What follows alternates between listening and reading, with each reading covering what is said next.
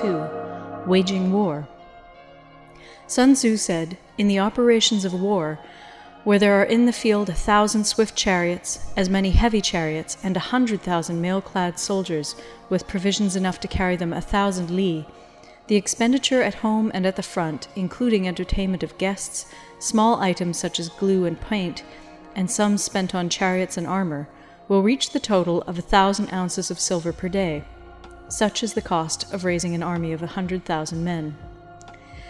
When you engage in actual fighting, if victory is long in coming, then men's weapons will grow dull and their ardor will be damped. If you lay siege to a town, you will exhaust your strength. Again, if the campaign is protracted, the resources of the state will not be equal to the strain. Now, when your weapons are dulled, your ardor damped, your strength exhausted, and your treasure spent, other chieftains will spring up to take advantage of your extremity. Then no man, however wise, will be able to avert the consequences that must ensue. Thus, though we have heard of stupid haste in war, cleverness has never been seen associated with long delays. There is no instance of a country having benefited from prolonged warfare.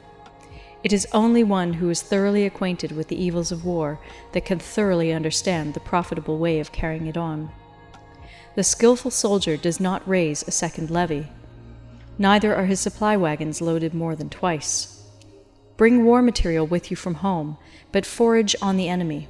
Thus the army will have food enough for its needs.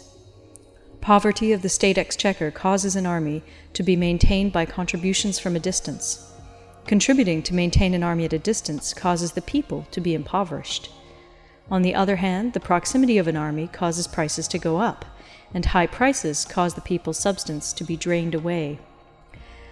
When their substance is drained away, the peasantry will be afflicted by heavy exactions. With this loss of substance and exhaustion of strength, the homes of the people will be stripped bare, and 3/10 of their income will be dissipated, while government expenses for broken chariots, worn-out horses, breastplates and helmets, bows and arrows, spears and shields, protective mantles, draft oxen, and heavy wagons will amount to 4/10 of its total revenue.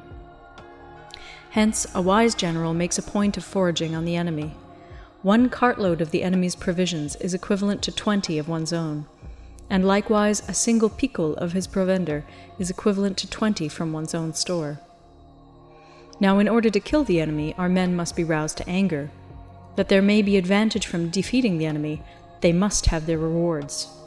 Therefore, in chariot fighting, when 10 or more chariots have been taken, those should be rewarded who took the first.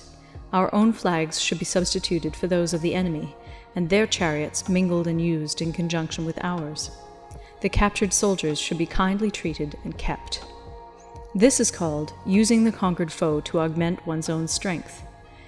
In war, then, let your great object be victory, not lengthy campaigns. Thus it may be known that the leader of armies is the arbiter of the people's fate, the man on whom it depends whether the nation shall be in peace or in peril. End of Part 2.